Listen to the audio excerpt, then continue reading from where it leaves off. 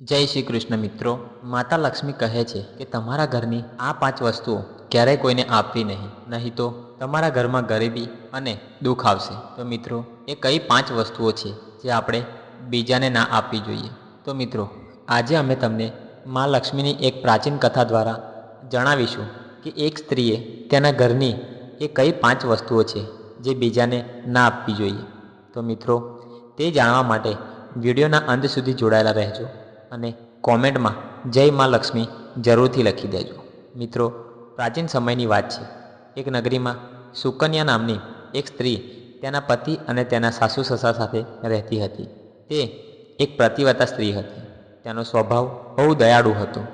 તે હંમેશા બીજાની મદદ કરતી રહેતી। સુકન્યાનો પતિ એક દુકાનદાર હતો। તે અનાજ તથા જરૂરી સામાન વેચતો હતો। સુકન્યા તેના પતિને બહુ પ્રેમ કરતી હતી। તે તેના પતિને ભગવાન માની તેમની સેવા કરતી હતી। સુકન્યા તેના પતિ કરતાં વહેલી ઉઠી જતી અને ઘરનું આંગણું સાફ કરી આંગણામાં રંગોળી કરી ઘરને સ્વચ્છ રાખતી હતી। ત્યાર પછી તે સ્નાન કરી અને દેવી દેવતાની પૂજા કરતી। આ રીતે રોજ તે તેના નિત્ય કર્મ કરતી રહેતી। તે ક્યારેય કોઈનો અનાદર ના કરતી અને બધા સાથે સારો વ્યવહાર રાખતી। બધા લોકો સુકન્યાને જોઈ કહેતા, આ તો સાક્ષાત માતા લક્ષ્મી જેવા ગુણવાળી સ્ત્રી છે। તે તેના પરિવારનું કેટલું ધ્યાન રાખે છે। સુકન્યા દાન ધર્મ કરવામાં ક્યારેય તેના હાથ પાછા ન રાખતી। કોઈ સાધુ સંત તેના ઘરે આવે તો તેને દાન આપ્યા વગર પાછા ના જવા દેતી।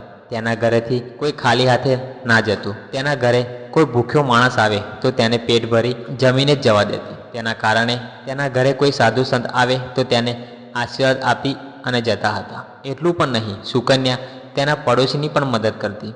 તેના પડોશોમાં કોઈ દુઃખી કે ગરીબ માણસ હોય તો તેને તે જમવાનું પણ આપતી હતી। પડોશીઓને જે પણ વસ્તુની જરૂર પડતી તો તે સુકન્યા પાસે આવતા અને સુકન્યા પાસેથી તે વસ્તુ માગી લેતા। એટલે પડોશીઓ પણ સુકન્યાનું વધારે સન્માન કરતા હતા અને તે કહેતા કે આ સુકન્યા તો સાક્ષાત દેવી છે। દેવી સાક્ષાત માં અન્નપૂર્ણાએ જન્મ લીધો છે।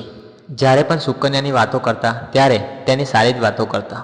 લોકોની વાત સાંભળી સુકન્યાએ ક્યારેય ઘમંડ નથી કર્યું। તે બધાની સાથે આદર સન્માનથી જ વાતો કરતી। પછી એક દિવસની વાત છે। તેની પડોશન તેના ઘરે આવે છે ત્યારે સુકન્યા તેનું સ્વાગત કરે છે અને પછી કહે છે, બોલ બેન, મારા ઘરે આવવાનું કેમ થયું? તારે જે પણ જોઈતું હોય તે કહી દે। ત્યારે તે પડોશી કહે છે, હે સુકન્યા બહેન, આજે મારા ઘરે મહેમાન આવ્યા છે એટલે રોટલી બનાવવા માટે આજની વેલણ અને તવાઈ લેવા માટે આવી છું। જો તમે થોડો સમય માટે આજની વેલણ અને તવાઈ આપો તો તમારી બહુ મહેરબાની। કામ પત્યા પછી હું જલ્દી પાછું આપી જઈશ। ત્યારે સુકન્યાએ તેને આજની વેલણ અને તવાઈ આપે છે। ત્યારે તે કહે છે, બહેન, તમારો ખૂબ ખૂબ આભાર।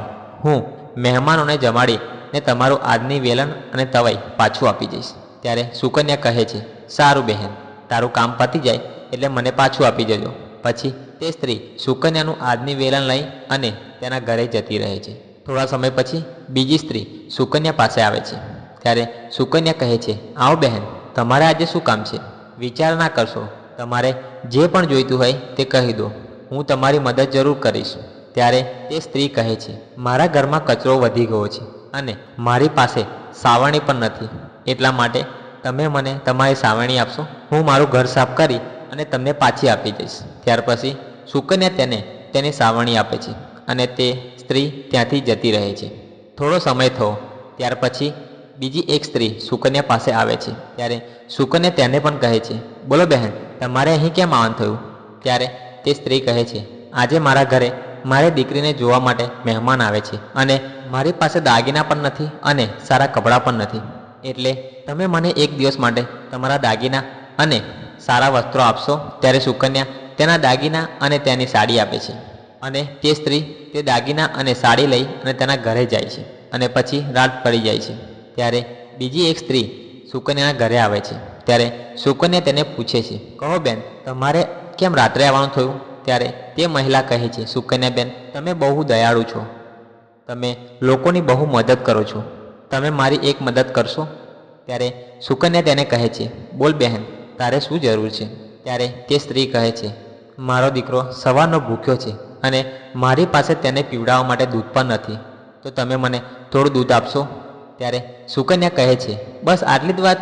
તમે અહીં ઊભા રહો, હું દૂધ લઈને આવું છું. ત્યાર પછી સુકન્યા તેના ઘરમાંથી દૂધ લઈને આવે છે અને તે મહિલાને આપે છે. ત્યાર પછી તે મહિલા દૂધ લઈને તેના ઘરે જાય છે અને પછી સુકન્યા તેના ઘરનું કામ કરવા લાગે છે. અને થોડા સમય પછી તેનો પતિ ઘરે આવે છે. ત્યારે સુકન્યા તેને પ્રણામ કરે છે અને ભોજન કર્યા પછી બંને સૂઈ જાય છે. અને બીજા દિવસે સવારે જાગે છે ત્યારે તેમને એક ખરાબ સમાચાર મળે છે. ત્યારે એક વ્યક્તિ તેમના ઘરે દોડતો આવે છે અને સુકન્યાના પતિને કહે છે, હે ભાઈ, ગઈકાલ રાતે કોઈએ આપણી દુકાન ચોરી લીધી છે, તેમાંથી બધો સામાન ગાયબ છે. ત્યારે સુકન્યાનો પતિ એકદમ ગભરાઈ જાય છે અને દોડતો તેની દુકાને જાય છે અને દુકાને જઈને જોવે છે તો તેની દુકાનનો બધો સામાન ચોરાઈ ગયો હતો અને તેની અંદર પૈસા હતા તે પણ ચોરાઈ ગયા હતા. આ જોઈ તે દુઃખી થઈ જાય છે અને તેના ઘરે આવે છે અને સુકન્યાને બધી વાત કરે છે. ત્યારે સુકન્યા કહે છે, તમે ચિંતા ના કરશો, હજુ આપણા ઘરમાં ઘણું બધું ધન પડ્યું છે, જેનાથી તમે ફરી તમારો વેપાર ચાલુ કરી શકો છો. પછી સુકન્યા તેની ઘરની તિજોરી ખોલી જુએ છે તો તે પણ એકદમ ખાલી હોય છે. તેમાંથી બધું ધન ચોરાઈ ગયું હતું. ત્યારે સુકન્યાને તેનો પતિ પૂછે છે કે આમાંથી બધું ધન ક્યાં ગયું? સાચું કહે છે. ત્યારે સુકન્યા કહે છે, હે સ્વામી, હું તો ઘરે જ હતી અને આ બધું ધન તિજોરીમાં જ હતું. ખબર નહીં કોણે ચોરી લીધું. કૃપા કરી તમે શાંત થઈ જાઓ, આપણે કોઈને કોઈ રસ્તો શોધી નાખીશું. ત્યારે તેનો પતિ કહે છે, તું આ જે અજાણ્યા લોકોને ઘરમાં બોલાવે છે, આ તેનું જ પરિણામ છે. તે લોકોનામાંથી કોઈએ આપણા પૈસા ચોર્યા હશે. તેનો પતિ ગુસ્સામાં સુકન્યાને મન ફાવે તેમ બોલે છે. ત્યારે તેનું સાસુ આવી જાય છે અને તે પણ તેને એવું જ કહે છે. ત્યારે સુકન્યા તેના પતિને કહે છે, હે સ્વામી, મેં મારા દાગીના આપણી પડોશને આપ્યા છે, તે હું લઈને આવું છું. પછી સુકન્યા તેની પડોશના ઘરે જાય છે અને જ્યારે સુકન્યા તેના ઘરે જાય છે તો તેના ઘરે કોઈ હોતું નથી. તે મહિલા સુકન્યાના દાગીના લઈને ભાગી ગઈ હોય છે. એટલે સુકન્યા નિરાશ થઈ જાય છે. પછી તેના ઘરે આવે છે અને આ વાત તેના પતિને કહે છે. ત્યારે તેનો પતિ ગુસ્સે થઈ જાય છે અને સુકન્યાને કહે છે, તું બહુ મૂર્ખ છે, તારા કારણે મારું ધન અને વૈભવ જતું રહ્યું. તારા દાન કરવાને કારણે અમારા ઉપર આ મુસીબત આવી છે. તું અત્યારે જ આ ઘર છોડીને જતી રહે. ત્યારે સુકન્યા તેના પતિને કહે છે, હે નાથ, તમારા વગર મારું આ દુનિયામાં કોઈ નથી. ત્યારે તેનો પતિ કહે છે, તું ગમે ત્યાં જા, પણ હવે તું આ ઘરમાં ના જોઈએ. તારા લીધે હું બરબાદ થઈ ગયો છું. જો તું આ ઘરમાં રહીશ તો જે બચ્યું છે તે પણ ખાલી થઈ જશે. ત્યારે સુકન્યા તેના પતિને હાથ જોડી અને વિનંતી કરે છે, પણ તેનો પતિ તેની કોઈ વાત માનવા તૈયાર નથી અને સુકન્યાને તેના ઘરેથી કાઢી મૂકે છે અને સુકન્યા ત્યાંથી જતી રહે છે. ચાલતા સુકન્યા માં લક્ષ્મીજીના મંદિરે આવે છે અને માં લક્ષ્મીને પ્રાર્થના કરે છે અને કહે છે, હે માં લક્ષ્મી, હું તો તમારી રોજ પૂજા કરતી હતી, તો પછી તમે કેમ મારું ઘર છોડ્યું? મેં એવું કયું પાપ કર્યું છે જે તમે મારાથી રિસાઈ ગયા છો? ત્યારે સુકન્યા વિચારે છે કે મારા પતિએ તો મારો સ્વીકાર નહીં કરે તો હું જીવીને શું કરીશ? આટલું વિચારી સુકન્યા મરવા માટે નદી તરફ જાય છે અને નદી કિનારે આવી કહે છે, હે માં લક્ષ્મી, મારાથી તમારી પૂજા કરવામાં કોઈ ભૂલ થઈ હોય તો મને માફ કરજો. હું મારી પતિ વગર નહીં જીવી શકું, એટલા માટે હું આ નદીમાં પડી મારા પ્રાણ આપી દઈશ. આટલું કહી સુકન્યા નદીમાં પડવા માટે જાય છે. એટલામાં માં લક્ષ્મી સાક્ષાત ત્યાં પ્રગટ થઈ જાય છે અને કહે છે, ઊભી રહે સુકન્યા, તું આ શું કરવા જઈ રહી છે? ત્યારે સુકન્યા આંખો ખોલે છે. ત્યારે માં લક્ષ્મી સાક્ષાત તેની સામે ઊભા હતા. ત્યારે સુકન્યાએ તેમને નમસ્કાર કર્યા અને કહ્યું, મને માફ કરો, હું બહુ મોટું પાપ કરવા જઈ રહી હતી. ત્યારે માતા લક્ષ્મી કહે છે, મનુષ્યને પોતાના પ્રાણ લેવા ના જોઈએ, આ બહુ મોટું પાપ છે. ભગવાને મનુષ્યને આ અનમોલ શરીર આપ્યું છે તો એને આ રીતે નષ્ટ ના કરવું જોઈએ. સુકન્યા કહે છે, મારા પતિએ મારો ત્યાગ કર્યો છે અને હું એમના વગર નહીં રહી શકું, એટલા માટે હું પ્રાણ આપવા જઈ રહી હતી. ત્યારે માતા લક્ષ્મી કહે છે, હું બધું જાણું છું કે તારા પતિએ તારો ત્યાગ કેમ કર્યો છે. તે આ બધું તારા ભૂલને કારણે થયું છે. તે અજાણથી અમુક વસ્તુનું દાન કર્યું છે, તેના કારણે તારું ઘર છોડી અને મારે જવું પડ્યું. જે સ્ત્રીઓ ઘરની આ વસ્તુઓ બીજાને આપે છે તેના ઘરે હું નિવાસ નથી કરતી. તે વસ્તુઓ સાથે હું તે ઘર છોડી અને જતી રહું છું. ત્યારે સુકન્યા કહે છે, હે માં, એવી કઈ વસ્તુનું દાન કર્યું છે જેના કારણે તમે મારા ઘરનો ત્યાગ કર્યો? ત્યારે માતા લક્ષ્મી કહે છે, હે બેટી, ધ્યાનથી સાંભળજે. આજે હું તને એવી વસ્તુઓ વિશે જણાવીશ જે કોઈ પણ સ્ત્રીએ બીજી સ્ત્રીને ના આપવી જોઈએ. આ વસ્તુઓ દાન કરવાથી હું તે ઘર છોડીને જતી રહું છું. હે સુકન્યા, પહેલી વસ્તુ એ છે કે તારા ઘરની આજની વેલણ અને તવાઈ તે કોઈ પણ સ્ત્રીને આપવી ના જોઈએ. રસોડામાં આ વસ્તુનું મહત્વ સૌથી વધારે હોય છે. આ વસ્તુઓની પવિત્રતા હંમેશા રાખવી જોઈએ. આ વસ્તુઓ પવિત્ર હંમેશા રાખવી જોઈએ. આ વસ્તુઓ દ્વારા ભગવાન વિષ્ણુનો પ્રસાદ બનાવવામાં આવે છે અને તવાઈ ઉપર બનાવેલી પહેલી રોટલી ગાયને ખવડાવવામાં આવે છે. તેથી આ વસ્તુ હંમેશા સ્વસ્થ રાખવી જોઈએ. બીજાને આપવાથી આ અપવિત્ર થઈ જાય છે. પછી આનો ઉપયોગ કરવો અશુભ ફળ પ્રદાન કરે છે. સુકન્યા, તે તારી પડોશને તારી આજની વેલણ અને તવાઈ આપી સૌથી મોટી ભૂલ કરી છે. બીજી વસ્તુ એ છે કે તારા ઘરની સાવરણી તારા પડોશીને આપી દીધી. જે વસ્તુમાં મારો વાસ છે તે વસ્તુ મને અધિક પ્રિય છે અને તે બીજાને આપી દીધી, તો પછી હું તારા ઘરમાં કેવી રીતે રહું?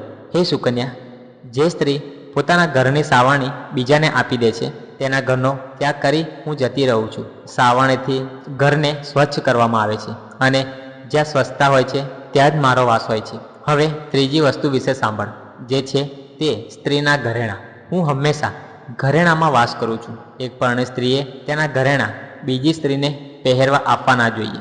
જે સ્ત્રી પોતાના ઘરેણાં બીજી સ્ત્રીને આપે છે તેના ઘરમાં દુઃખ આવે છે.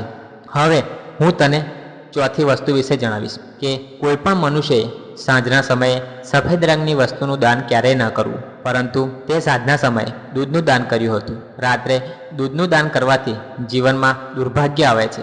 રાત્રિના સમયે સફેદ રંગનું દાન કરવાથી અશુભ કાળ આવે છે. ત્યાર પછી માતા લક્ષ્મી કહે છે, હે સુકન્યા, મેં તને બધી એ વસ્તુઓ વિશે જણાવ્યું જે ક્યારે કોઈને દાન ન કરવું. આ વસ્તુઓ કોઈને ઉધાર કે ઉપયોગમાં પણ ન આપવી. ત્યારે સુકન્યા કહે છે, હે મા લક્ષ્મી, મારાથી બહુ મોટી ભૂલ થઈ ગઈ છે. હું આ વાતોથી અજાણ હતી. કૃપા કરી મને માફ કરો અને મને પ્રાયશ્ચિત કરવાનો ઉપાય બતાવો. ત્યારે દેવી લક્ષ્મી કહે છે, હે સુકન્યા, તે પ્રાયશ્ચિત પહેલેથી જ કરી લીધું છે, એટલે તું તારા ઘરે જતી રહે અને હું તને તારું વૈભવ અને ધન પાછું આપીશ. આટલું કહી મા લક્ષ્મી ત્યાંથી અંતર ધ્યાન થઈ ગયા. પછી સુકન્યા માતા લક્ષ્મીને પ્રણામ કરી તે તેના ઘરે જવા લાગી. ત્યારે તેનો પતિ સુકન્યાને શોધતો શોધતો તેની પાસે આવે છે અને તેની માફી માગે છે અને કહે છે, હે સુકન્યા, મને માફ કરી દે. મેં તારી સાથે બહુ ખોટું કર્યું. તું તો સાક્ષાત દેવી છે. મા લક્ષ્મીની કૃપાથી આપણે આપણો વૈભવ અને સંપત્તિ પાછું મળી ગયું છે. જે લોકોએ આપણું ધન ચોરી લીધું હતું તેમને આપણું ધન પાછું આપી દીધું છે. પછી તે બંને ઘરે ગયા. ત્યારથી સુકન્યાએ આ 4 વસ્તુઓ ક્યારેય કોઈને દાનમાં ન આપતી. તો મિત્રો, વિશ્વાસ છે કે તમને આ કથા પસંદ આવી હશે. જો તમને આ કથા પસંદ આવી હોય તો વિડીયોને લાઇક કરી ચેનલને સબસ્ક્રાઈબ જરૂરથી કરી દેજો અને કોમેન્ટમાં જય મા લક્ષ્મી જરૂરથી લખી દેજો.